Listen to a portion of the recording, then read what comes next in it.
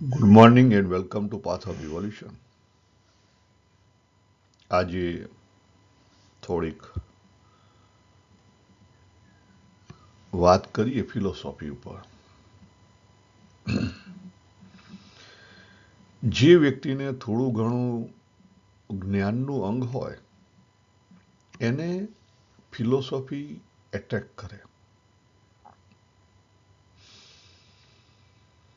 અને મારા માનવા પ્રમાણે તો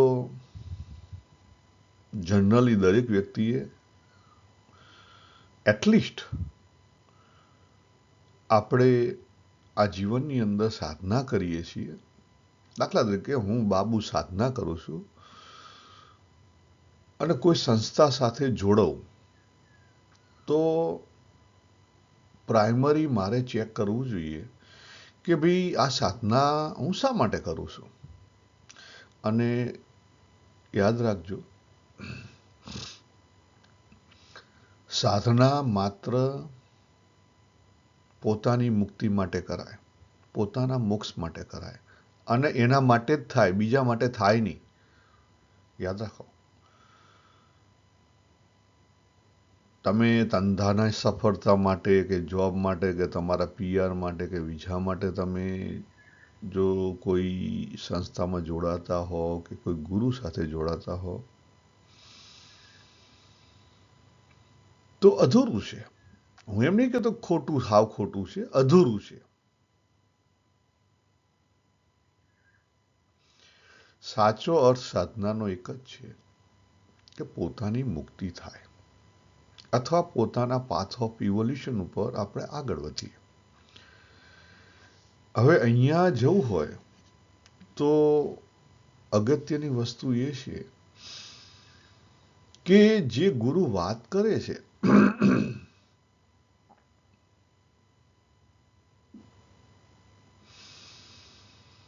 એ ગુરુ કોના બેઝ ઉપર વાત કરે છે. ઘણી વાર કેવું હોય કે દાખલા તરીકે અદ્વૈતનો આખો પંથ છે. કેટલાક ગુરુ અદ્વૈતના ઉપર વાત કરતા હોય પણ એ બુકની વાત કરતા હોય. એ જ રીતે સ્વામિનારાયણ, તો સ્વામિનારાયણ સપોઝ અક્ષર પુરુષોત્તમ સિદ્ધાંત છે પણ એને અનુભૂતિ ના હોય. બંને બનાયેલું બધું ગોઠવેલું હોય, અનુભૂતિ વગરની જે વાત છે ને અધૂરી છે. એટલે પોઈન્ટ શું થયો કે ટેસ્ટ કરવો પડે. હવે આપણને સાચી ગુરુની પણ ખબર નથી. ગુ એટલે જે અંધારામાંથી પ્રકાશ તરફ લઈ જાય, જે અંધારામાંથી પ્રકાશ તરફ લઈ જાય. એનો અર્થ શું થયો? સિમ્પલ. જે પ્રકાશનો દીવડો મીન્સ આપણો પાથ ઓફ ઇવોલ્યુશન છે એની ઉપર આપણને કંઈક દીવારૂપ વાત બતાવે. તમને કદાચ ખબર હશે કે ગુરુ દત્તાત્રેય છે, આપણે જુનાગઢની અંદર વધારે છે, રાઈટ? એમણે ઘણા બધા ગુરુ કરેલા. એટલે એમના ઉપરથી જ લઈએ તો શું થાય, જેની જોડેથી કંઈક શીખવાનું મળે એ ગુરુ. પણ એને પછી પકડીને બેસી રહેવાનું હોય નહીં. એને પકડીને બેસી રહેવાય નહીં, એની તો મુશ્કેલી થાય.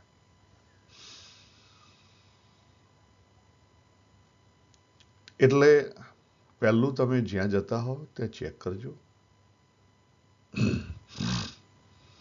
એ લોકો મુક્તિનો માર્ગ કઈ રીતે બતાવે છે અને એ મુક્તિના માર્ગમાં તમને એ માર્ગ અનુકૂળ છે.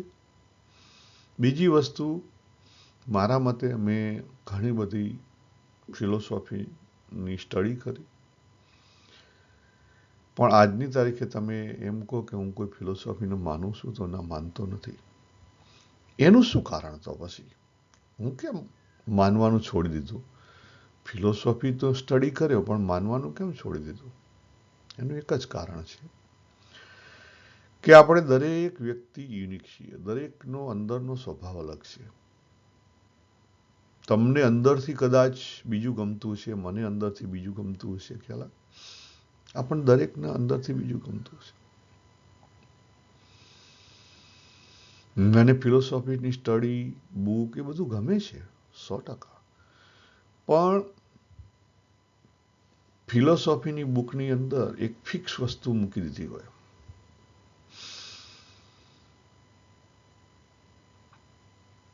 હવે એ ફિક્સ વસ્તુ મને અનુકૂળ ના હોય. એટલે ફિલોસોફીમાં કેવું હોય કે વધારે તમે પકડી જો, કોઈ પણ સંપ્રદાયની અંદર તમે પકડાઈ જાઓ એટલે તમે પછી તમારી જે અનુભૂતિ છે ને એ બંધ થઈ જાય. તમે તમારી અનુભૂતિ ઉપર ફોકસ આપતા બંધ થઈ જાઓ અને તમે એ લોકોએ જે કીધું છે અને જે કરવાનું છે એની ઉપર ધ્યાન આપો.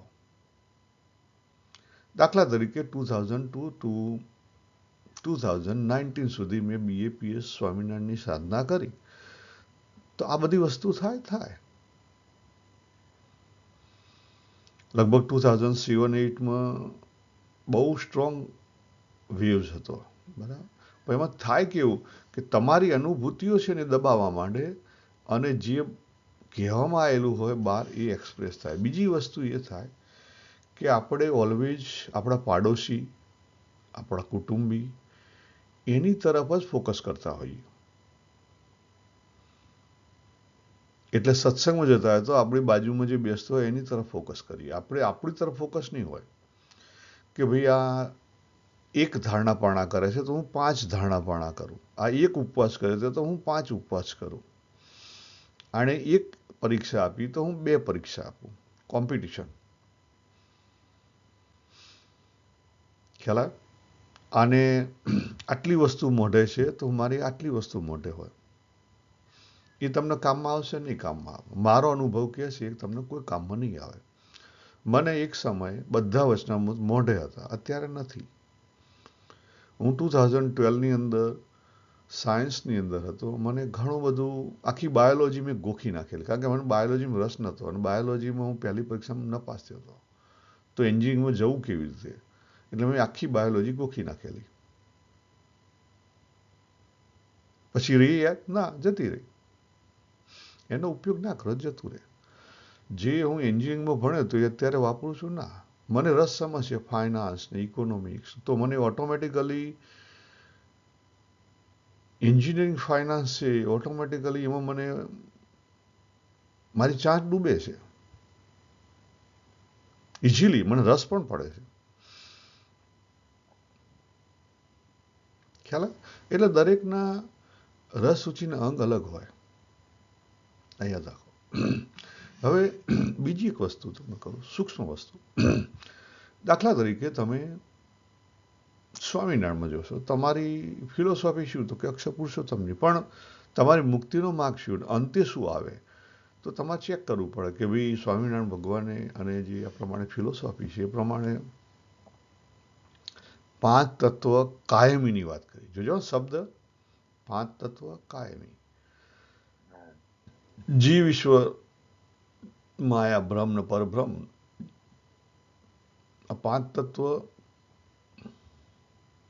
કાયમી અને એની સાથે જગત પણ કાયમી અને અક્ષરધામ પણ કાયમી. તો મુક્તિ ક્યાં? અક્ષરધામમાં. કેવી રીતે મુક્તિ? અક્ષર મુક્ત તરીકે મુક્તિ. તો અક્ષરધામમાં કોણ કોણ હોય? તો પુરુષોત્તમ હોય, એમના અક્ષર હોય અને પછી અક્ષર મુક્તો, અનેક અક્ષર મુક્તો હોય. અક્ષર મુક્તો ત્યાં શું કરે? બસ ખાલી બેઠા છે અથવા ભગવાનના દર્શન કરી રહ્યા છે. આ મુક્તિ છે. રાઈટ? એટલે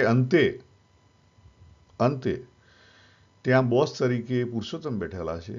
એમના સાથીદાર એક અહીંના પ્રમાણે ગણીએ તો કિંગ તરીકે એ છે, વજીર તરીકે અક્ષર છે અને બીજા બધા સભાજનો તરીકે અક્ષર મુક્તો છે. રાઈટ? આ વસ્તુ તમને જો એક્સેપ્ટેબલ હોય તમારી અંદરની ફિલિંગથી તો ઇટ્સ ગુડ. પણ હું એમ કહું છું કે જ્યારે તમે કોઈ પણ સંપ્રદાયમાં જાઓ ત્યારે તમે ડાયરેક્ટ ફિલોસોફી પર ના જતા, તમે અંદર ઉતરજો, ફિલોસોફીમાં પણ અંદર ઉતરજો, તમારા એક્સપિરિયન્સમાં અંદર ઉતરજો અને પછી ચેક કરજો કારણ કે ઘણીવાર જ્યારે તમે ગયા છો ને ત્યારે તમને પોતાને ખબર નહીં હોય કે તમારી રસ રુચિના અંગ કઈ છે અને તમારો એક્સપિરિયન્સ કેવો છે. કારણ કે વર્ષો પછી તમને એક્સપિરિયન્સ ખબર પડે બધા ડીપર. પછી બીજી વસ્તુ, ભગવાન સ્વામિનારાયણ દાખલા તરીકે વચનામૃતોમાં જે માર્ગ બતાવ્યો છે એનું પણ તમારે ડિટેલિંગ કરવું પડે કે ભાઈ ગઢડા મધ્ય બે છે તો એની અંદર ભગવાને 3 સ્ટેપની સાધના બતાવી. પહેલા સ્ટેપની અંદર નેગેટિવ બિલીફમાંથી પોઝિટિવ બિલીફ થવાનું. તો જે આપણે રવિ સભાને સત્સંગ કરીએ છીએ એની અંદર આપણે શું કરીએ છીએ? નેગેટિવ બિલીફમાંથી પોઝિટિવ બિલીફમાં. યસ, ગુડ થિંગ, યસ, એ કન્સેપ્ટ ગુડ થિંગ છે. પણ પછી તમે 15, 20, 25 વર્ષનો સત્સંગ થાય ને પછી છતાં તમે એ કોમ્પિટિશનમાં રહો તો એ ખોટું છે. પહેલા સ્ટેપે પહેલા 2-5 વર્ષ બરાબર છે, 100% બરાબર છે. પણ પછી ના. તમારો દીકરો દીકરી છે એ 5મા ધોરણની અંદર 5 વર્ષ રહે અને પછી હાથમાં મોઢામાં અંગૂઠો લઈને જતો હોય તો તમને ગમે? સેમ વસ્તુ ભગવાનને નહીં ગમે. તમે એના અનુયાયી થયા અને તમે સ્ટેપ 1માંથી સ્ટેપ 2માં જવા તૈયાર નથી તો એને નહીં ગમે. કારણ કે તમે આગળ વધવા જ તૈયાર નથી. ઉપરથી તમે ચેક કરજો. એકની એક વસ્તુ વારંવાર થાય તો શું થાય? હેબિચ્યુઅલ થઈ જાય. તમારું સબકોન્શિયસ સ્ટ્રોંગ થાય. એટલે તમે ચેક કરજો કે તમે 2-5 વર્ષથી આ સત્સંગ કરતા હશો અને કાયમી જે તમારી ટેવો હશે, દાખલા તરીકે કાયમી નહીં તો ઢીલું ટપકું કરવાની ટેવ હશે, તો એ તમારી સબકોન્શિયસમાં જતી રહી, હેબિચ્યુઅલ થઈ ગઈ. તમે નિયમિત રવિ સભામાં જશો હશો તો એ સબકોન્શિયસ થઈ ગઈ. ખ્યાલ? તે શું થઈ ગયું? સબકોન્શિયસ થઈ ગઈ, હેબિચ્યુઅલ થઈ ગઈ. પછી એનું મહત્વ શું રહ્યું? મહત્વ કંઈ ના રહ્યું, કારણ કે બોડીએ કર્યું. જેમ દાખલા તરીકે તમે ટેવ પાડો 5 વાગે ઉઠવાની, પછી તમારે એલાર્મ મૂકવાની જરૂર ના પડે, હેબિચ્યુઅલ થઈ જાય. ખ્યાલ? પછી તમે ઉપવાસ કરતા, કાયમી ઉપવાસ કરવા માંડો તો હેબિચ્યુઅલ થઈ જાય. તમારી બોડી એ પ્રમાણે વર્તવા માંડે. ખ્યાલ તમને કહેવામાં? ભગવાને કીધું કે બીજા સ્ટેપ અને ત્રીજું સ્ટેપ, 3 સ્ટેપની વાત કરી. બીજા સ્ટેપમાં આત્મચિંતન છે.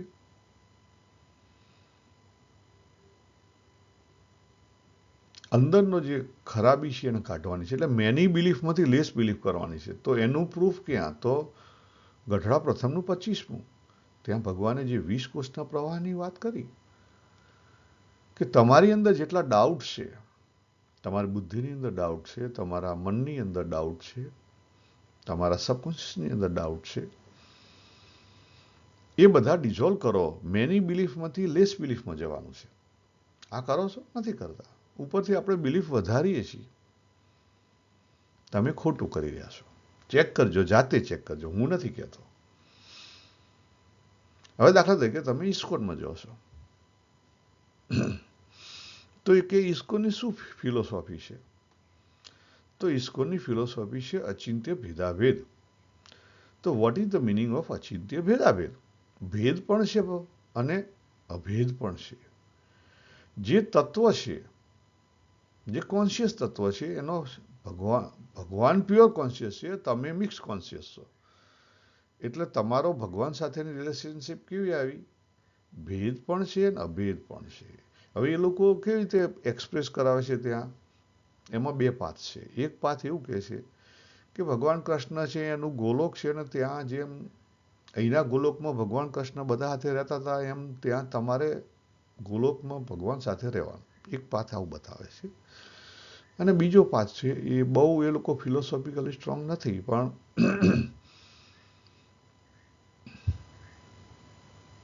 બીજો પાથ છે એ તમને અંશ બતાવે છે.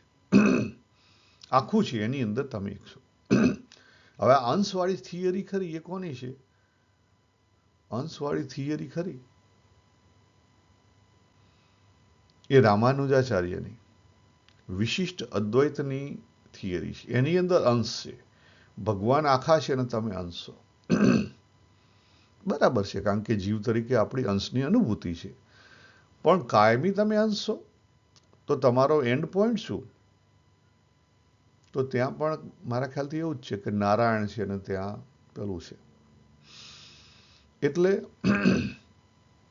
આ થોડુંક ચેક કરજો. અને કેટલા બધા તો એવા છે કે કદાચ તમને ગમતા હોય. દાખલા તરીકે હું તમને કહું કે બ્રહ્માકુમારી, ડે વને તમને બ્રહ્માકુમારી, મને પોતાને પણ, કારણ કે એ લોકોના લેક્ચર બધા સારા હોય છે માઇન્ડ ઉપરના, તો આપણને એટ્રેક્ટ કરે. મને પણ એટ્રેક્ટ કરેલું. થોડું ઘણું મેં સંશોધન બી કરેલું. અપ ટુ માઇન્ડ સુધી એ લોકો સારા છે, પણ ફિલોસોફીમાં એ લોકો વર્ષ લાગ્યા મને પોતાને. એટલે તમે ગમે ત્યાં જશો, તમે ગમે ત્યાં જશો, 100% તમને અનુકૂળ નહીં હોય. 100% તમને અનુકૂળ નહીં હોય. તમે ગમે ત્યાં જશો, આ લખી રાખો. તો શું કરવું? હા, પ્રશ્ન એ આવ્યો. તો ભગવાન સ્વામિનારાયણ જે બતાવે 3 સ્ટેપની સાધના, એ બધે લાગવું પડે. પહેલા સ્ટેપમાં આપણે જ્યાંથી, જે જગ્યાએ તમે હો, જ્યાં તમને ઇઝીલી મળ્યો સત્સંગ, એ કરી લો. પછી જાતે કરો. આપણે સોશિયલ એનિમલ છીએ, આપણે સોસાયટીમાં જવું પડે, જવાનું. પણ કરવાનું શું? જાતે ઉપાસના કરો, જાતે સાધના કરો. જો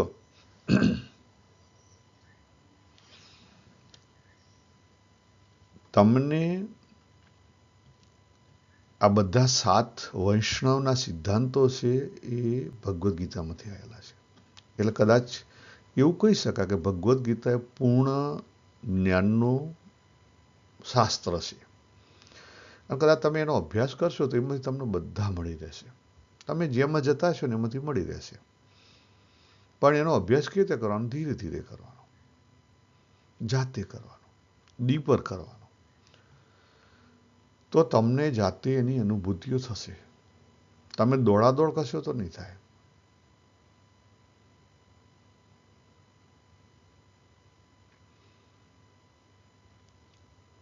બીજી વસ્તુ કે દાખલા તરીકે હું આજની તારીખે રિફ્લેક્શન કરું તો હું અદ્વૈતમાં એટલું ગયો નથી. નો ડાઉટ મેં અદ્વૈતનો થોડો ઘણો અભ્યાસ કરેલો છે. અદ્વૈતના કેટલાક ગુરુઓના બુકો વાંચેલી છે. પણ લાગે કે મારો સ્વભાવ અદ્વૈત જેવો છે, મારો સ્વભાવ મેચિંગ અદ્વૈત જેવો છે. પણ એ 100% સાચું નથી. કારણ કે જ્ઞાનથી ડ્રાયનેસ આવે. જ્ઞાન પચે નહીં તો ડ્રાયનેસ આવે. અને સાવ એ જે ડ્રાયનેસની વાત છે મારી અંદર નથી.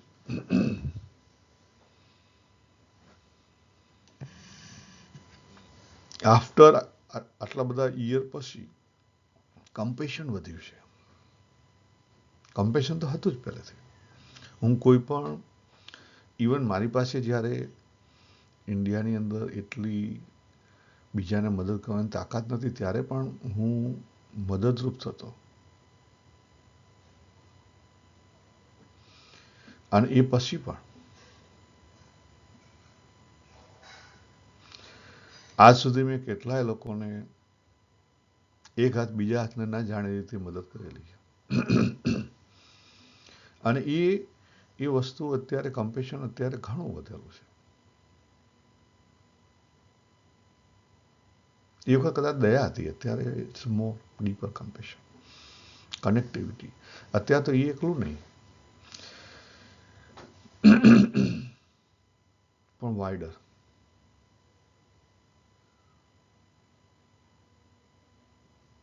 deeper feelings and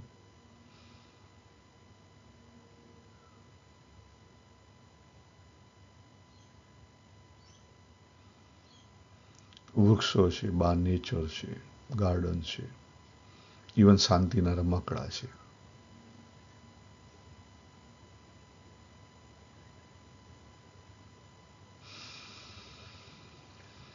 એટલે જ્યારે તમે ડીપર જશો, પછી મેં ચેક કર્યું હતું, કારણ કે મેં થોડીક સ્ટડી કાશ્મીરી સેવિઝમની કરેલી છે. કાશ્મીરી સેવિઝમ અને અદ્વૈત વેદાંત બે મળતા ઝૂલતા આવે, પણ અદ્વૈત થોડો ડ્રાય છે, કાશ્મીરીમાં લાઈવનેસ વધારે છે. પણ કાશ્મીરીમાં જે તંત્ર સાધના છે એ બહુ ભયાનક છે. Do not go there. તંત્રમાં ના જતા, ખાલી બાકી શિવ શક્તિ ઉપાસના એ બધી વસ્તુ બરાબર. રિચ્યુઅલ્સમાં બહુ ઊંડા ના ફસાતા. કોઈ રિચ્યુઅલ્સમાં બહુ ઊંડા ફસવાની જરૂર નથી. તો મારે કહેવાનો અર્થ અહીંયા શું છે કે શરૂઆત કરો તમે તમારી આજુબાજુ જ્યાં નજીકમાં સત્સંગ હોય ત્યાંથી, પણ ચેક શું કરો? અંતરદ્રષ્ટિ કાયમ કરો. ચેક કરો કે તમે ભૂતકાળમાં રમતા નથી ને. તમે ભૂતકાળમાં રમતા નથી. અમારા એક મિત્ર છે, બહુ સારા સત્સંગી છે.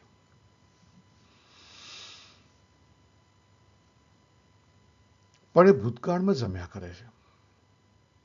ભૂતકાળની સત્સંગની વાતો હા ના એમાંથી બહાર જ નહીં નીકળતી.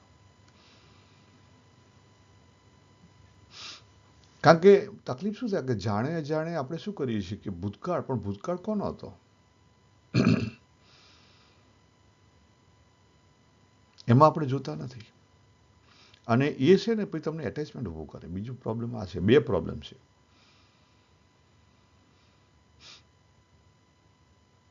આપણે લાઈવ છીએ. આપણે ખુરશી કે ટેબલ કે પથ્થર નથી કે જેનો ભૂતકાળ એક જ સેમ જ હોય.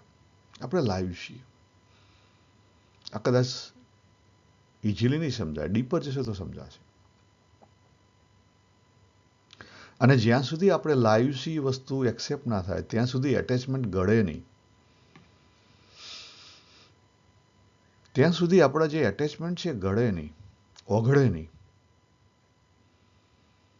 તમને જો એક્સેપ્ટન્સ થાય કે આજની તારીખે આજે 23 મે 2026માં જે બાબુ અત્યારે 7:30 સવારે બોલી રહ્યો છે એ ગઈકાલે સૂઈ ગયો તે બાબુ નથી. એમાં કંઈક ફેરફાર થયો છે.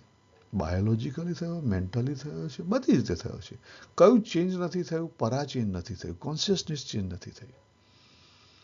જે પ્યોરિટી ઓફ કોન્શિયસનેસ છે, જે કોન્શિયસ પાવર છે, જે સપોર્ટ કરે છે, ચેતન તત્વ છે, એ નથી બદલાણું. બાકી બધું બદલાઈ ગયું.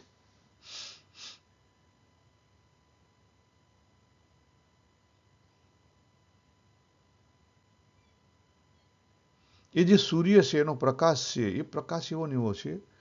બાકી બધું બદલાઈ ગયું. પણ એની ઉપર વાદળ આવી શકે. ખ્યાલ? Be careful. તો આજે આપણે શું વાત કરી કે સત્સંગ કેવી રીતે સ્ટાર્ટ કરો, થોડા ડીપર જવું, અંતરદ્રષ્ટિ કરવી, અનુભૂતિ પર જવું, અને પછી ધીરે ધીરે ધીરે એમાંથી ઉપર વધવું. જો એમાં રહેશો તો 40 વર્ષે તમે સ્ટેપ 1ની સાધનામાં જ પડ્યા છો, અને 40 વર્ષના સત્સંગ પછી સ્ટેપ 1ની સાધનામાં છો તો તમને હાથમાં કંઈ નહીં આવે. હાથમાં બહારના દેખાવા સિવાય કશું નહીં આવે. તમે બહુ સારા સત્સંગી હશો બહારથી, પણ અંદર તમારું ખાલી ખાલી હશે. તમે ચેક કરો. ગઢડા પ્રથમનું 24મું વચનામૃત જેમાં બ્રહ્માનંદ સ્વામી છેલ્લે પ્રશ્ન પૂછે છે કે અમે બધું કર્યું છતાં અંદર સૂનું સૂનું છે, કેમ છે? તમે એકલા બેસજો ત્યાં તમને ખબર પડશે. કારણ કે તમે અંદરથી કનેક્ટિવિટી કરી જ નથી. અને અંદરથી કરી છે કેવી કરી છે? એ પણ ભૂતકાળની કરી છે કે હું સ્મૃતિ કરતો હતો. પણ સ્મૃતિ કોની કરી? તમે ક્યારની કરી? 5 વર્ષ પહેલા કોઈ આ મિલન થયું તમારા ગુરુની, એની સ્મૃતિ કરી. પણ એ માઇન્ડ સુધી છે. ડીપર જો, એથી પર જો. સારી બાબત છે, એક હદ સુધી સારી બાબત છે, પણ આગળ વધો. 3 સ્ટેપમાં જે સ્ટેપ આપ્યા છે એમાં આગળ વધો. પકડાઈ ગયા તો ગયા. તો આપણે અહીંયા પૂરું કરીએ. આ બધું છે ને જાતે કરવાનું છે, જાતે ડીપર જોવાનું છે, જાતે અંતરદ્રષ્ટિ કરવાની. જો આ વસ્તુ નહીં કરી શકો તો મુશ્કેલી થશે. તમને એનો ફાયદો નહીં મળે, બીજું કંઈ નહીં. તો પછી આ જે દેહ ધરીને આવ્યા, એક ચક્કર લાગશે. આપણે અહીંયા પૂરું કરીએ. સર્વેને જય શ્રી કૃષ્ણ. હરિઓમ તત્સત. હરિઓમ તત્સત.